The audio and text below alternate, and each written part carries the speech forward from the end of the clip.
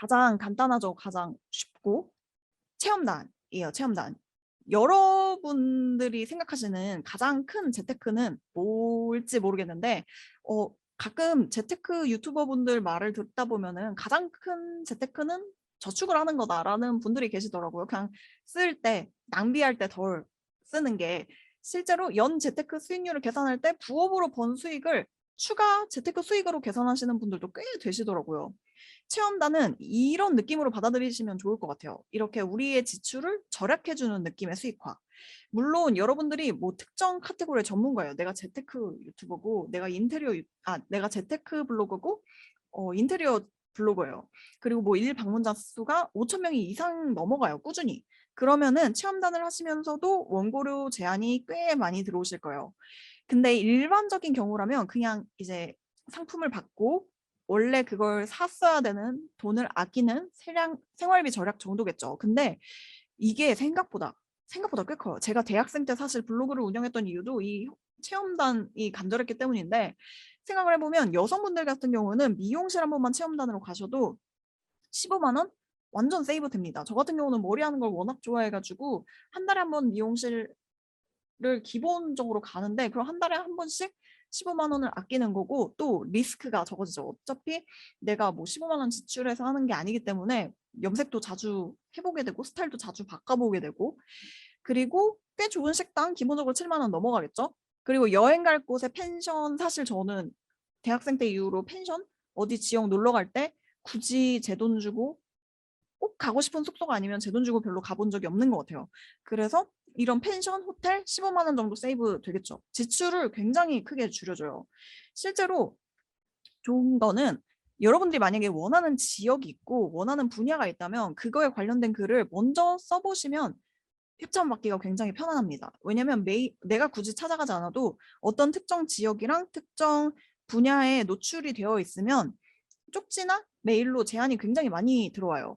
실제로 며칠 전에 좀 재밌었던 거는 저는 메인 카테고리는 어쨌든 맛집이거든요. 맛집과 생활 뭐 이런 느낌인데 딱 한 번 프로틴 쉐이크를 올린 적이 있어요. 근데 그거를 리뷰를 했다가 그 이후로부터 다이어트 관련 협찬 제의가 정말 많이 들어오더라고요.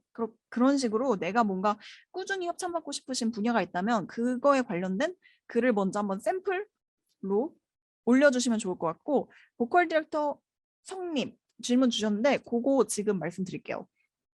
그래서 이런 식으로 내가 뭔가 상위 노출을 먼저 시켜놓으면은 메일이나 쪽지로 꾸준히 제안은 들어올 거고 추가적으로 제가 여기 있는 분들이 블로그 방문자 수가 얼마나 되시는지 모르겠지만 가장 뭔가 내가 이제 초보다 시작을 하는 단계다라고 하시면 저는 레뷰를 굉장히 추천드리긴 해요. 레뷰 같은 경우는 옛날에 위블인데 레뷰 같은 경우가 가장 편리하게 신청하고 결과를 받으시기가 좋아요. 그리고 체험단 사이트는 정말 많거든요. 근데 체험단 사이트마다 주력 분야가 좀 달라요. 뭐 잠자리 뭐 이런 것들은 숙박업소 위주로 하는 것도 있고 아니면 어떤 곳 같은 경우는 뭐 택배, 뭐 농수산물 택배 이런 게 메인인 곳도 있고 근데 레뷰 같은 경우는 되게 골고루 포진이 되어 있어요. 그래서 저는 일단 시작할 때 경험하시면은 레뷰 추천드립니다. 다만 제가 개인적으로 체험단을 하실 때 고려하실 점으로 말씀드리고 싶은 건 이건 개인의 선택이에요. 근데 저는 제 글이 어느 정도 값어치가 있다고 생각을 해요. 실제로 제가 통영에 옛날에 체험단으로 횟집을 간 적이 있거든요.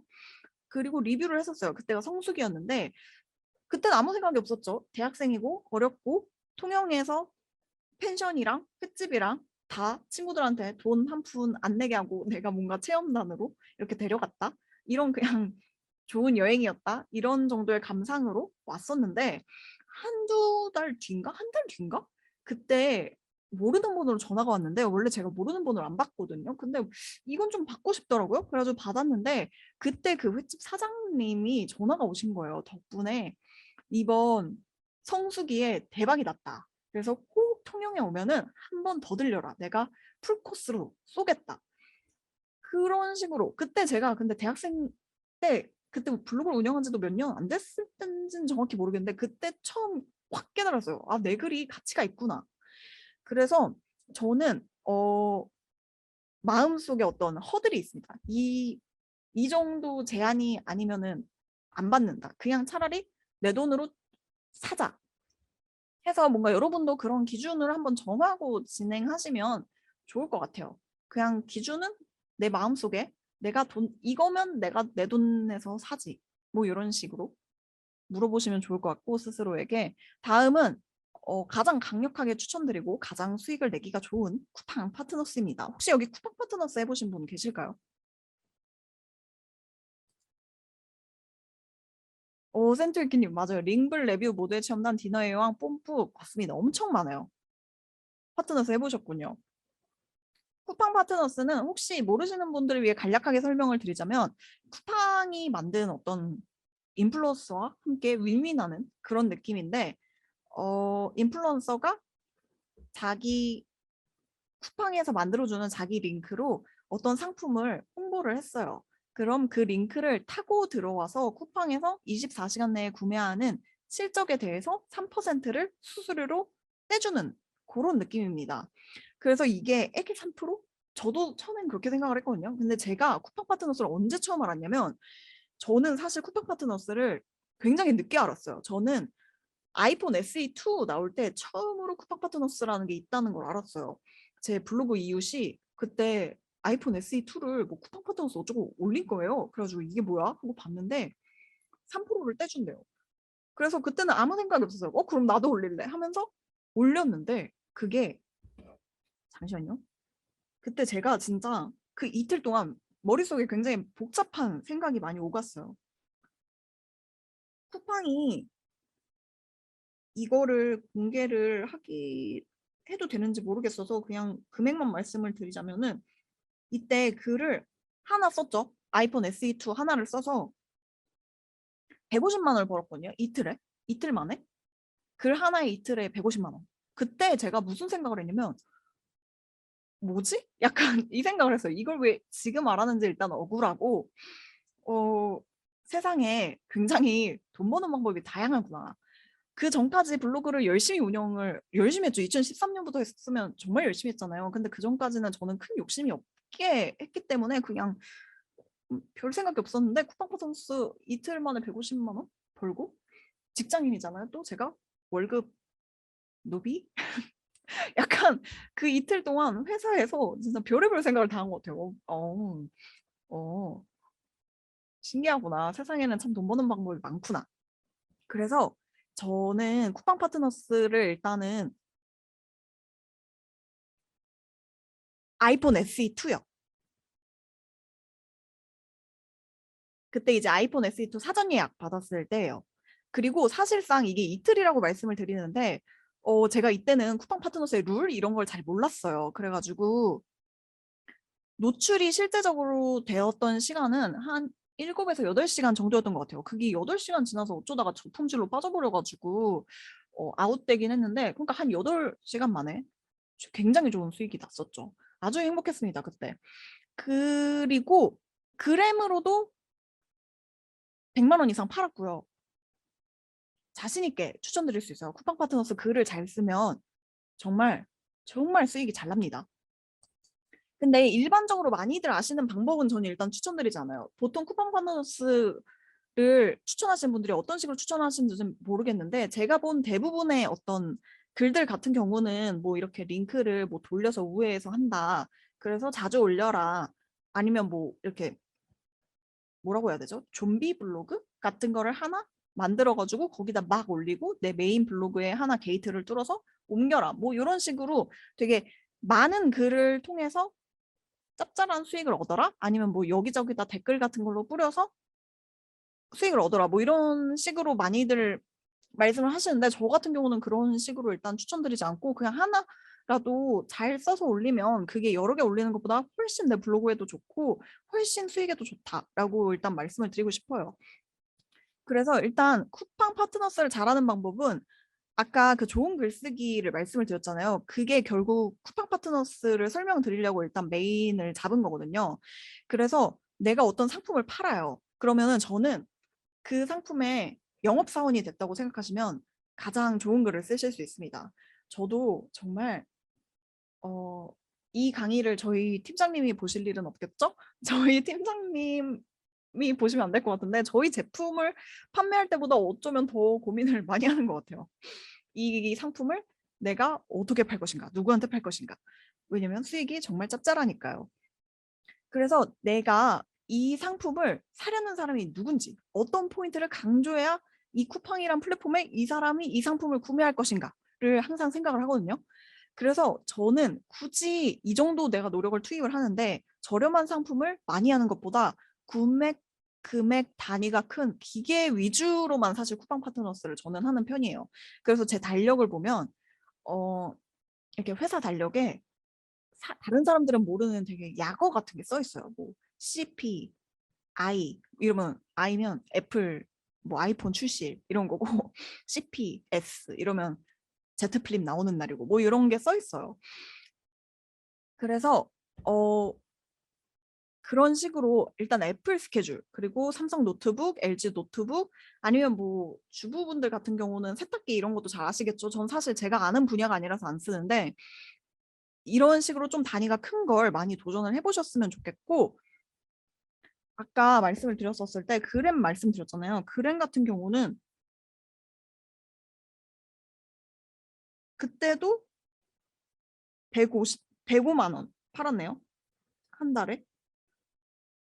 그리고 애플 맥북 나왔을 때 93만 원. 이런 식으로 단위가 큰 걸 하시는 게 좋습니다. 왜냐하면 이걸 하나 생각하셔도 돼요. 여러분 자주 올리는 게 쿠팡 파트너스를 자주 올리는 게 네이버 블로그에 안 좋다라는 소문은 혹시 많이 들어보셨나요? 거기에 대해서 진위 여부는 아무도 알 수가 없어요. 네이버에서 뭐 공개한 것도 아니고 사실 공개할 리도 없다고 생각해요. 그걸 굳이 공개를 할까요? 근데 어떻게 생각을 해보면 네이버가 가고자 하는 방향을 생각해 보시면 좋거든요. 네이버는 어떤 플랫폼으로 가고 싶어 할까요? 요즘 네이버 매출을 견인하는 것 중에 하나가 네이버는 원래 광고 플랫폼이죠. 광고 수익이 엄청나게 뭐 장난 아니고 근데 요즘 또 뜨는 게 커머스, 쇼핑 쪽으로 가려고 엄청 노력하고 있죠. 네이버 멤버십도 결국 같은 맥락이고 근데 그렇게 따지면은 쿠팡이랑 네이버는 어떻게 보면은 적이에요. 근데 굳이 내 이 장터에 와가지고 저기로 가세요라고 매일같이 매일 글 5개 이상 이렇게 말하는 블로거를 굳이 예뻐할 이유가 있을까요? 근데 일정 수준이 아니라면 저는 괜찮을 거라고 생각해요. 왜냐면 네이버 입장에서도 어떤 글을 검색했을 때 안 나오는 것보단 나오는 게 나으니까. 그런 의미로 너무 빈도 높게 하시는 것보다는 그냥 이렇게 굵직한 거를 하셔라 라고 저는 일단 추천을 드리고 특정 전문성 있는 블로그에서 쿠팡 파트너스 글을 써도 괜찮을까요? 일상글 쓰면서 간접적으로 쓰면 괜찮을까요? 저는 오히려 전문성 있는 글 중에 하나 정도를 좀 그 상품 단위, 금액 단위 큰 걸로 하나씩 올려주시는 게 더 좋을 것 같아요. 왜냐면 전문성 있는 블로그라는 것 자체가 그 글을 보러 오시는 분들이 많을 거기 때문에 그 글에 더 신뢰성이 있잖아요. 그래서 저는 전문성 있는 분의 리뷰를 담아서 하시면 좋을 것 같고 그거는 이제 연이어서 설명을 드릴게요. 쿠팡 파트너스 글을 어떻게 하면 잘 쓸 수 있는가. 일단은 쿠팡 파트너스 글을 혹시 써보신 분이 있을 수도 있고 다른 분이 올리신 글을 볼 수도 있겠죠. 근데 저는 애플 SE2로 시작할 때부터 느낀 거고 그램, 뭐 맥북, 아이패드 이렇게 그리고 Z 플립까지 기계 상품을 올리면서 느낀 건데 그냥 제가 특히 이 테크군을 고른 것 중에 하나는 제가 좀 관심이 있어요. 제가 테크 블로거도 아니고 테크 유튜버도 아니지만 그냥 보는 걸 좋아해요. 신상품을. 그래서 그런 내가 고객이라고 생각하기에 제일 쉬운 상품군이라서 골랐던 거기도 해서 내가 쿠팡에서 기계를 산다면 이라는 생각을 했었을 때 사람들이 느낄 불안함이 생각보다 같거든요. 특히 회사에서 제가 아이폰을 제가 쿠팡에서 샀어요라고 말씀을 드리면 저보다 불과 몇 살 차이밖에 안 나시는 굉장히 젊은 분들도 쿠팡에서 기계를 산다고? 이렇게 말씀하시는 분들이 많아요. 그게 정품일 것 같아? 거기 아이폰 정식 판매원이라고 써 있어도 가로수길 가서 직접 픽업해 오시는 분들도 많고 그게 정품이야? 로켓 배송이 그게 파손이 안 돼서 제대로 와? 반품은 해줘? 안 되면 어떡해? 번거롭지 않아? 이런 식으로 문의가 꾸준하게 그 회사에서 말을 하면은 같은 문의가 들어오더라고요. 그래서 상품에 대한 글을 쓸 때 저는 만약에 내가 LG 그램을 써요.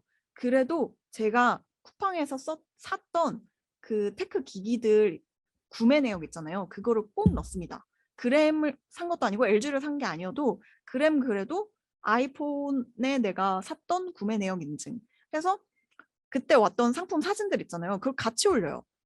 이렇게 멀쩡하게 왔더라. 왔다. 그리고 이런 것도 있어요. 굳이 캡처 글로만 번복된 쿠팡 파트너스 글은 저는 좋지 않다고 생각합니다. 왜냐면 이미지가 다른 블로거들이랑 다를 바가 없잖아요. 그러면 내가 뭔가 차별화가 될 수 있는 방법이 없겠죠. 그래서 저 같은 경우는 맥북 팔 때도 저는 제 메인 노트북이 그램이거든요. 그램 사진을 올립니다. 그램이랑 비교해 봤었을 때 이번 스펙이 어떻더라 이러면서 그램 사진을 넣어줘요. 그러니까 제가 찍은 사진을 꼭 넣어줘요. 그리고 최대한 많이 넣으려고 글을 구성을 합니다. 일반적인 그 캡처로 번복된 글보다 그게 훨씬 사람들의 보는 사람 입장에서도 얘가 단순히 글을 광고성으로 올리는 게 아니구나라는 느낌이 들고 네이버 입장에서도 얘가 이거랑 이걸 비교도 해주고 얘가 뭔가 실사용을 한 요것도 쓰고 라는 느낌이 들 수 있기 때문에 제 그냥 개인적으로 느낀 건데 훨씬 노출도 잘 돼요. 그리고 저품질로 빠지는 것도 그 옛날에 몰랐을 때 아이폰 SE2 빼고는 없었거든요. 그래서 이런 식으로 실사용자, 내가 실사용자라면 이란 생각으로 나만의 어떤 사진도 만들고 나만의 스토리도 만들어서 같이 올리면 네이버가 알아와 주는 것 같아요. 그래서 특히 근데 이제 문제는 그거죠. 쿠팡 파트너스 좋은 거 소문이 너무 많이 나버렸어요. 정말 카테고리 상관없이 내가 블로그 좀 한다 하면은 저도 그렇잖아요. 저 맛집 유튜버, 맛집 블로거인데 애플 출시일 막 달력에 표시해 놓고 애플 막 발표회 무조건 보고 막 이러고 있는데 웬만한 나 블로그 좀 한다 하시는 분들 다 도전하고 있을 거예요. 그래서 제가 이거 녹화되고 있는 거라 조금 그렇지만 항상 불만일 때가 쿠팡이 수량을 많이 안 가져올 때가 있어요. 못 가져오는 거겠죠? 안 가져오는 게 아니라? 그럴 때 굉장히 열받습니다. 내 글은 상단 노출이 됐고 내 링크를 타고 쿠팡을 간 사람은 이렇게 많은데 상품이 품절이 돼서 없어요. 그러면 수익이 안 찍히잖아요. 그럴 때 잘못 걸리면 굉장히 열받긴 한데 아무튼 그런 식으로 좀 한다 싶은 블로거들은 무조건 다 그 시즌에 그날 글을 올려요. 그러면 요 사이에서 이 뭔가 원래 상단 노출 잘 듣던 이 사람들 사이에서 튀려면 어떻게 할까요? 뭔가 조금 달라야겠죠. 그러니까 메인 키워드는 내가 못 잡을 확률이 높겠죠. 뭐 이번에 뭐가 있을까요? 좀 있으면 출시될게. 뭐 내년에 1월에 되면 다시 노트북이 나오겠죠. 뭐 LG 그램 신상품 뭐 2022 벌써 2022년이 오네요. 2022 LG 그램 아이패드 미니 출시 이런 거 올리면 그냥 핵심 키워드는 그럴 거예요. 최고 인기 키워드는 무조건 뭐 2022 LG 그램 사전 예약 요거겠죠. 근데 내가 이걸 노출을 할 수가 없는 블로거예요. 그러면 돌아가셔야 돼요. 예를 들어서 애플의 신상품이에요. 애플 아이폰이에요. 아까 말씀해 주신 아이패드 미니예요. 그러면 핵심은 뭘까요? 인기 키워드지만 막 엄청 피 튀기는 건 아니고 사람들이 제일 궁금해하는 거 애플에. 애플 하면 디자인이고 컬러죠. 신상품마다 유니크 컬러가 하나씩 나오는 편이니까. 그럼 저는 단순히 뭐 아이폰 14 사전 예약 이걸로만 가진 않아요. 왜냐면 저조차도 전 상단 노출이 굉장히 잘 되는 블로거라고 저 스스로 믿음이 있음에도 불구하고 이때는 진짜 피가 튀깁니다. 그래서 저는 키워드를 하나 살짝 더 잡아줘요. 뭐 아이폰 1, 뭐 아이폰 14 사전 예약 컬러 이렇게.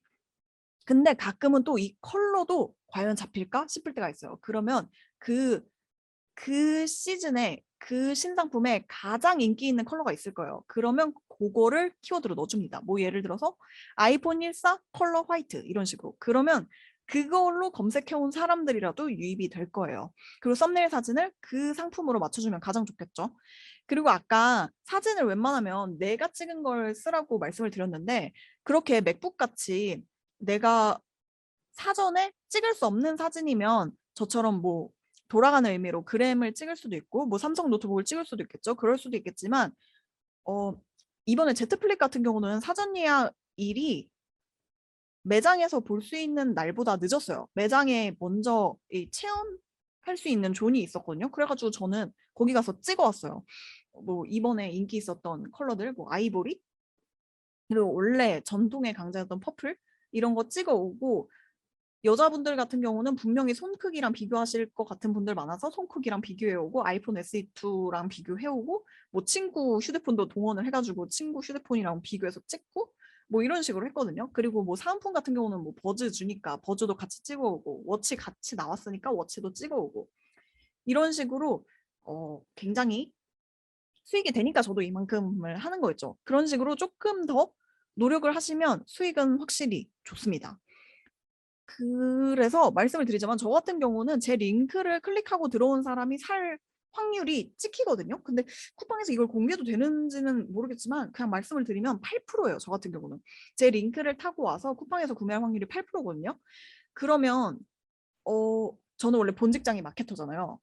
8%면 정말 괜찮은 편입니다. 그래서 이 확률이 일어날 수 있는 이유는 전 그거라고 생각해요. 이 글을 어떻게 팔 것인가를 생각을 꼭 해야 된다는 거. 그냥 단순히 스펙은 이거예요. 뭐 컬러는 이거네요.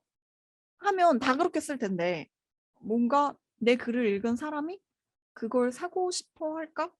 굳이 내 링크를 타고 갈까? 이걸 끄고 다른 사람 걸 한 번 더 검색해서 그 사람 링크를 타고 가면 끝나는 거거든요. 결국 쿠팡 파트너스 매출에 찍히는 건 그 사람이 그걸 구매할 때까지 최종 링크로 들어간 사람 거에만 매출을 찍어주기 때문에 어쨌든 내 글이 그 사람의 마지막 검색이면 좋습니다. 그러면은 내가 좋은 정보를 줘야겠죠.